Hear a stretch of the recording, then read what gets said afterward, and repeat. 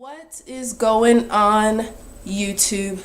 I figured I would get fancy for you guys today because I don't ever get the chance to get fancy anymore. And I've got all these fancy clothes that I don't ever get to wear. So I figured I'd show off some of my fancy duds. You wanna know what my biggest pet peeve is? People who wear clip-on bow ties and clip-on ties. I feel like they should be banned.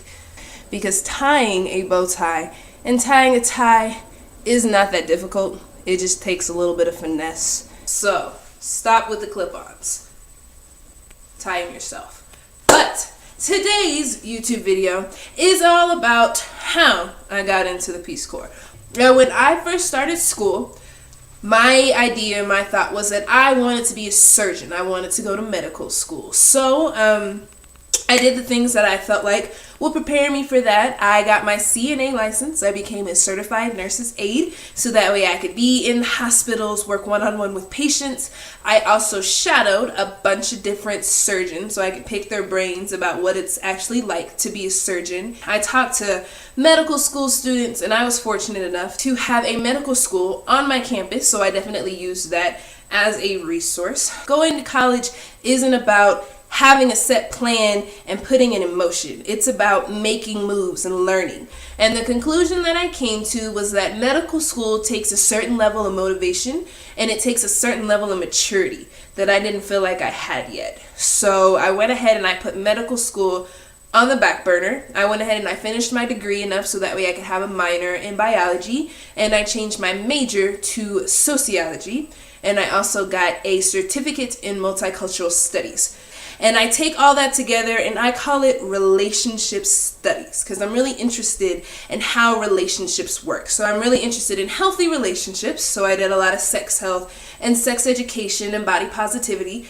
But I was also interested in relationships as a whole. So I studied unhealthy relationships. So I focused a lot on domestic violence and interpersonal partner violence.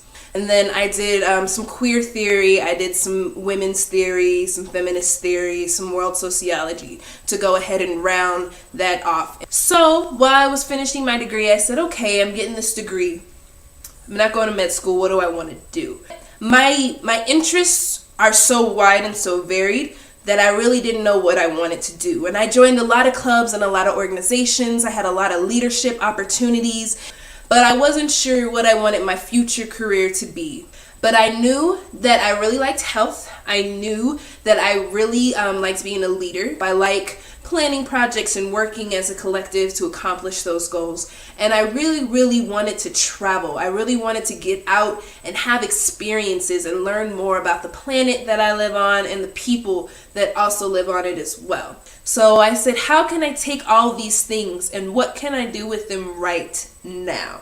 And in enters the Peace Corps, because the Peace Corps is very much all about getting out there and having experience, getting out there and learning about people, helping people, working with people one-on-one in their communities to give them what it is that they feel that they need. So I said, yes, I can do that. So I started the Peace Corps process. Step number 1 is you fill out an application. Now I will say that the application is very long, it is very thick, there are lots of essays, you have to go find letters of recommendation, it's a lot of work. It took me about a week and a half, actually I procrastinated a lot, so it took me about a month and a half to get through it. I'm sure if I would have put my head down and just did it, it probably would have only taken me a week and a half or so, but it took me about a month and a half to get through it. So after you turn in your application, the next step is you'll have an interview with a recruiter. Now my interview was on the phone, but a lot of college campuses have Peace Corps recruiters right on campus, so they're a really good resource to go to if you're interested in the Peace Corps. They'll probably be the ones who do your interview. There's also Peace Corps offices all over the country where you can go to. So the next step is an interview, whether on the phone or in person. You'll meet with a recruiter. And they ask you questions, basically the ones that you answered on your application. For me personally, how are you going to deal with being a woman in these countries where a lot of them are in our 1920s to our 1950s? So women are still fighting for rights. Another thing that went for me personally, how are you going to deal with being queer in these countries that aren't LGBTQ friendly. Ultimately, what I told him was that it wouldn't be on the top of my list to go somewhere where I know that they're not friendly, but I don't want to miss out on an opportunity just because there wasn't an LGBTQ friendly place for me to be able to go. Now at this point, you can go one of two ways. You can get an invite and go on to the next stage like I did, or sometimes the recruiter will tell you that maybe you're not quite ready to go ahead and go on to the next stage. You should do X, Y, and Z and apply again.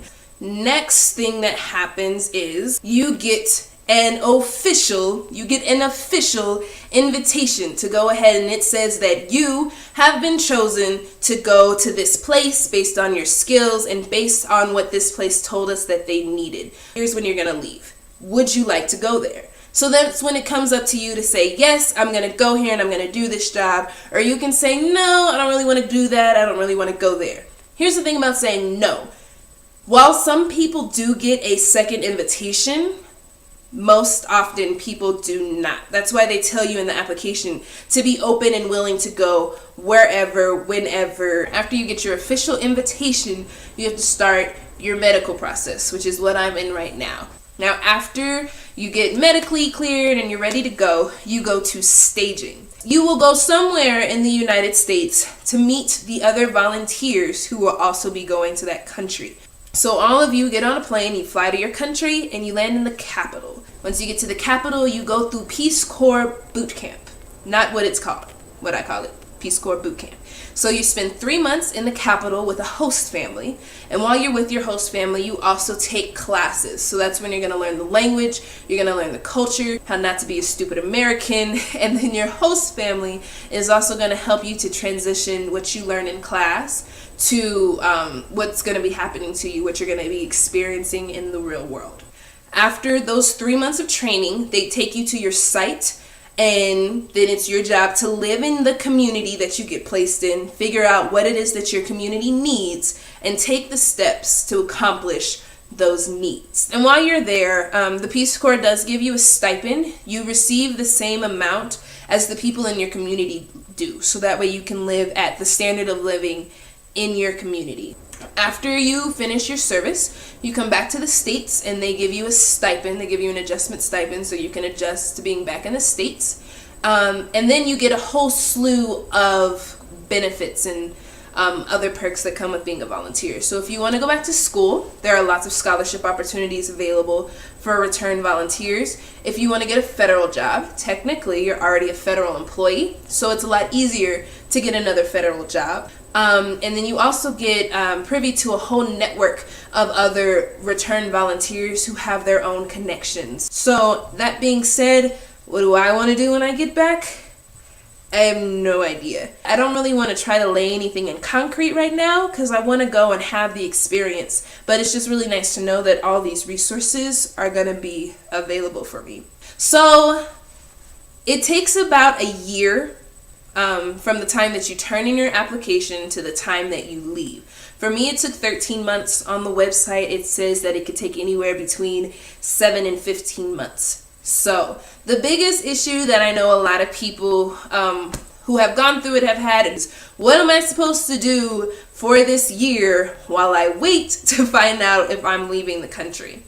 I wish that I would have applied during my last semester of school, so that way I would have a semester of school and then a semester off, and then I would leave. Because having this whole year off that I've had, I feel like I made myself go through a lot more than I would have had to had I have applied during my last semester of school. If you have any questions or you're still interested in the Peace Corps, I definitely recommend that you go to peacecorps.gov because there's a lot of information and resources that you can use there. You can also use me as a resource. Hit me in the comment section, tweet me. I'm _an_educator.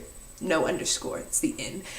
I am going to post videos every Tuesday. I post videos every Tuesday. So I will see you guys next Tuesday. Make sure you push the subscribe button and the like button and share this with your friends. And to all the people who have already subscribed to me, thank you so much. You guys are so awesome. I get geeked every single time I get an email that says so-and-so has subscribed to your channel. So thank you guys. Really appreciate you guys. For show, y'all. So I'm going to check you guys later. Bye.